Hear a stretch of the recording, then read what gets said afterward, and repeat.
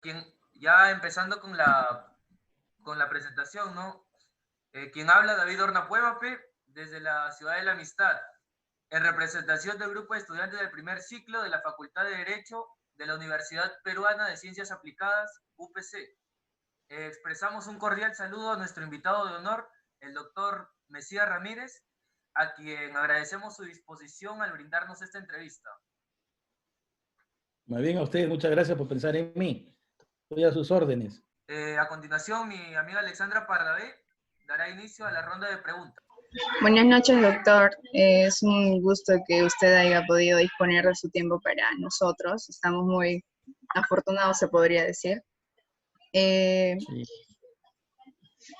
Bueno, vamos a hacer una pequeña presentación para que nuestro profesor pueda conocer un poco más de usted y mis compañeros también.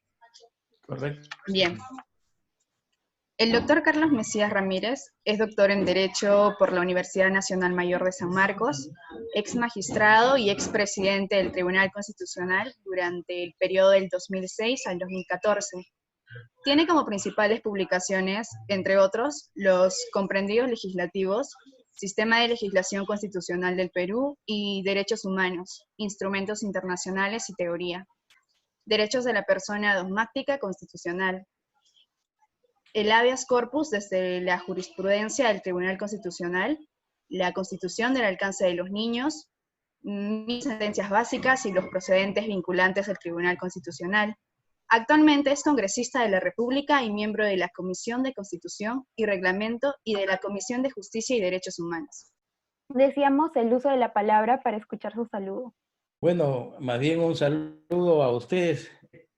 Entiendo que es una modalidad moderna que demuestra los retos en que se encuentra hoy en día la universidad y la impartición de la educación en todo el mundo, ¿no? Entonces yo los felicito y que estén ustedes, me dicen que son del primer ciclo, que estén pues tratando de superar los problemas que ha traído esta pandemia, ¿no? Como sabemos, usted ha sido expresidente del Tribunal Constitucional y ha escrito mucho sobre el derecho constitucional. ¿Nos podría describir su desempeño profesional en el ámbito constitucional y por qué eligió esa rama de derecho? Bueno, desde que yo ingresé a la universidad, el año 1979, tuve como profesor a José Pareja Paz Soldán. José Pareja Paz Soldán ha sido uno de los constitucionalistas más destacados del siglo XX. Entonces, desde el momento en que lo escuché hablar a él, decidí que mi destino era el derecho constitucional. Entonces, en esos tiempos,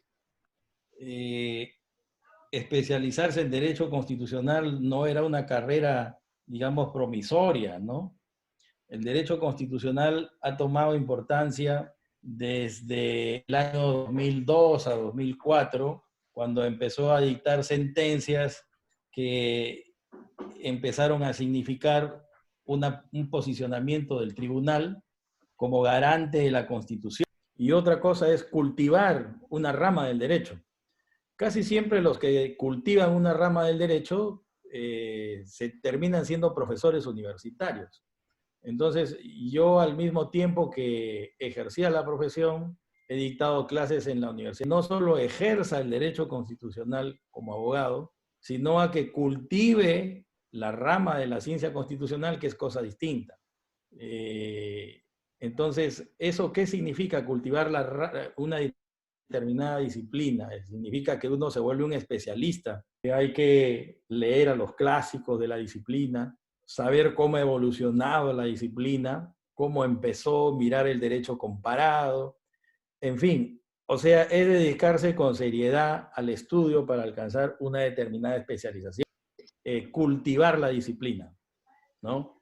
Y he intentado hacerlo hasta el día de hoy y creo que, si bien es verdad que no me ha ido mal, tampoco digamos que me ha ido excelente, pero dentro de las satisfacciones que me ha dado este cultivo de la disciplina es que he llegado a un puesto importante como es el de ser presidente del Tribunal Constitucional. A continuación, mi compañero Patrick Gasparrín va a dar mención de la siguiente pregunta. ¿Cuál diría usted que a lo largo de su trayectoria fue la fuente del derecho que más utilizó? Bueno, yo lo que creo es que siempre veo yo, lo que pasa es que yo veo las cosas, y diría que siempre veo las cosas desde la óptica de la Constitución. Y esa es una gran ventaja sobre los demás, porque, porque un penalista ve las cosas desde el derecho penal, o sea, ve las cosas del Código Penal y la teoría general. Pero ¿qué es lo que pasa con la Constitución? La Constitución está arriba. Entonces es como si uno mirara todo el orden jurídico desde arriba, porque la Constitución tiene una virtud. La Constitución establece los grandes capítulos de todas las ramas del derecho. No es que su contenido determina cómo va a ser el derecho penal. La Constitución dice cómo va a ser el derecho civil. Los grandes principios de las ramas del derecho, tanto el derecho público como el derecho privado, están en alguna medida ya establecidas por la propia Constitución. Durante su trayectoria profesional y como actualmente congresista de la República, ¿qué retos y desafíos usted está afrontando durante esta problemática de la pandemia por el COVID-19? ¿Y qué otros, y cómo ve el futuro que se proyecta hacia ello? Usted como congresista de la República. Bueno, fíjense, yo creo que en este momento hay dos retos. Uno que es de dimensión nacional y el otro que es un reto personal. Un reto, digamos, de carácter general y público es que a pesar de los problemas que el Perú tiene en este momento, recuerden que en octubre del año pasado el Congreso se cerró y si un Congreso se cierra, entonces prácticamente no hay constitución porque no hay división de poderes. Y si no hay división de poderes, no hay derechos, no hay libertades. Entonces, hay una primera misión, que es lo que me empujó a mí a postular al Parlamento, es que debemos hacer todo lo posible para que el próximo año haya elecciones en el Perú y se pueda restablecer el régimen democrático. Estamos llevando a cabo una reforma profunda de procesal constitucional. Se ha formado un subgrupo y vamos a ver cómo sale eso, porque pensamos que el Código Procesal Constitucional, que entró en vigor el año 2004, ya tiene 16 años y pensamos que hay ahí algunos problemas que no permiten que los procesos constitucionales, que deben ser rápidos porque protegen la libertad y los derechos humanos de las personas, se lleven en el tiempo adecuado. También pensamos que algunas reformas al Código Procesal Constitucional pueden ayudar para que los procesos sean más rápidos y no demoren tanto, ¿no? Esos son los dos retos que me he propuesto en este momento. Consolidar la democracia para el próximo año y lo otro es una reforma seria al Código Procesal Constitucional. Bueno, doctor, como sabemos, somos jóvenes en formación, ¿no? Para ser futuros abogados y pues tenemos mucho entusiasmo y pasión por nuestra vocación. ¿Qué características, habilidades y competencias cree usted que debemos tener para el ejercicio profesional en cualquier rama del derecho? A ver, yo creo que para eso hay que leer los 10 mandamientos de Couture, ¿no? Eso era un jurista uruguayo, Eduardo Couture, tiene los 10 mandamientos del abogado. Y entre ellos hay uno que sí es muy importante, que dice que uno debe actualizarse todos los días porque el derecho cambia. Pues, por ejemplo, yo salí de la universidad el año 84, 94, 2004, 2014, imagínense, han pasado ya más de 30 años. Es absurdo pensar de que el derecho no ha cambiado. Lo segundo es que el abogado tiene que tener, si va a ser un abogado litigante, tiene que tener determinadas condiciones, sobre todo debe ser leal con su cliente y por otro lado debe tener mucho carácter. Una cosa es la disciplina, lo que ustedes van a recibir en las clases, la teoría, y otra cosa es lo que sucede en la práctica, ¿no? Y la práctica es muy dura porque este es un país de injusticias. ¿Y qué es un abogado? Un abogado es un pedidor de justicia para su cliente, ¿no? Entonces, el abogado tiene que tener mucho carácter, tiene que estar seguro de que tiene la razón, tratar de convencer a los jueces de que la posición de su cliente es la posición justa y adecuada, no debe dormirse en sus laureles, debe actualizarse siempre, y por otro lado, ¿no es cierto?, estar premunido de una armazón ética que, digamos, le permita llevar los casos con absoluta corrección y honestidad, ¿no? ¿Qué competencias y conocimientos son necesarios para desempeñar el derecho constitucional? ¿Nos podría explicar, por favor? Yo pienso que, en primer lugar, como decía, hay que estar muy atento a lo que sucede. En primer lugar, hay que saber qué ha dicho el Tribunal Constitucional del Perú en materia de derechos humanos, cómo viene interpretando la Constitución y las leyes.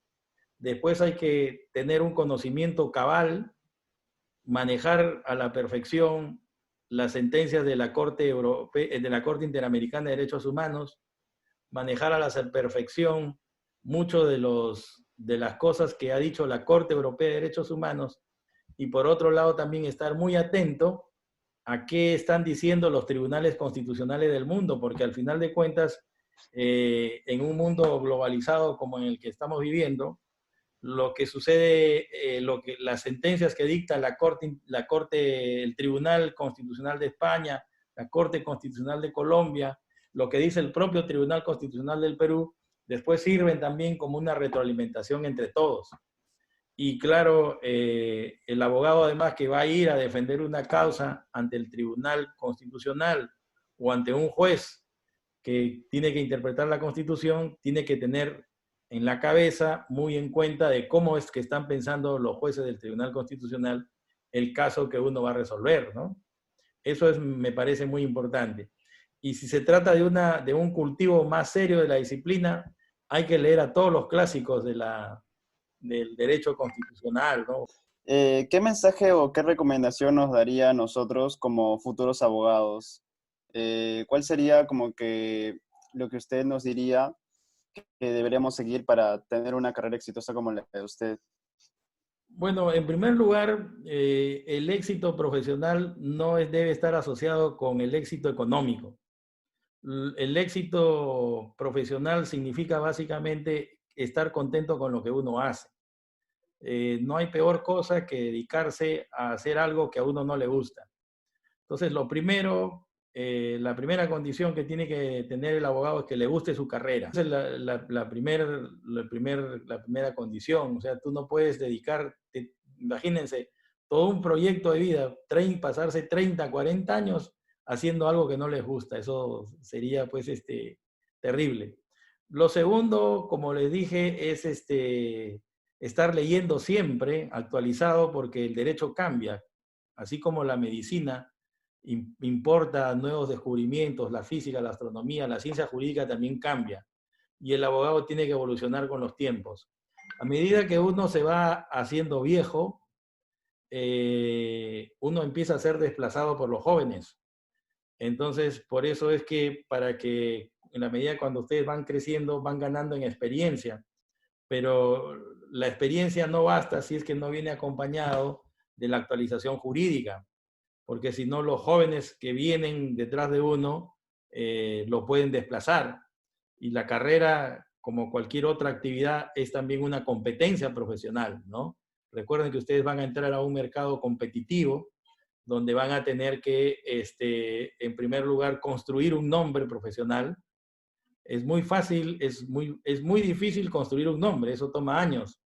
Y ese nombre se puede ver destruido, basta con una mala acción o con un juicio mal llevado, ¿no?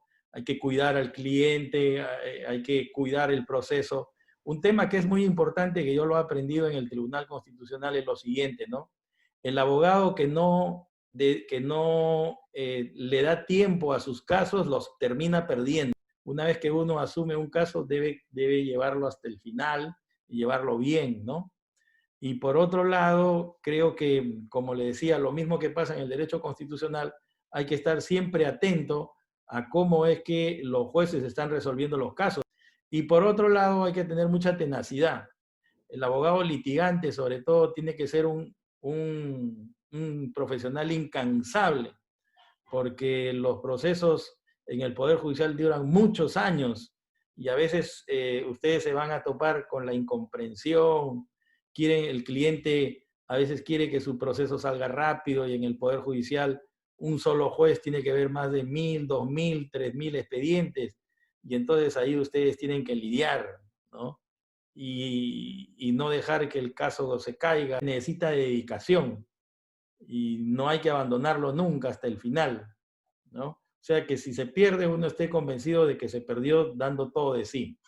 Esas son las condiciones profesionales prácticas, ¿no?, que uno debe tener. Y sobre todo, desde el punto de vista jurídico o teórico, hay que estar estudiando siempre, no dejar de estudiar. Justamente lo que se logra con esfuerzo es permanente. Lo que se logra fácil, se va fácil. Y además, si uno, digamos, se dedica al trabajo arduo, intenso, trabaja duro, va aprendiendo con las caídas, con los triunfos, entonces todo lo que va construyendo tiene una base sólida, porque lo ha construido con su esfuerzo. Doctor, muchas gracias y le agradecemos por podernos permitir su apoyo al realizar este trabajo, su paciencia y bueno, no sabemos que las circunstancias están difíciles y queremos agradecerle por tomar una parte de su tiempo y podernos ayudar con el trabajo. No se preocupen, muchas gracias. Esperando que haya disfrutado el Día del Padre, tanto como esta entrevista, que tenga una feliz noche y hasta una próxima oportunidad. Muchas gracias. Gracias, Muchas Adolfo. gracias. Nos vemos, hasta luego. Chao. Gracias. Muchas gracias por Éxitos. todo. Hasta luego.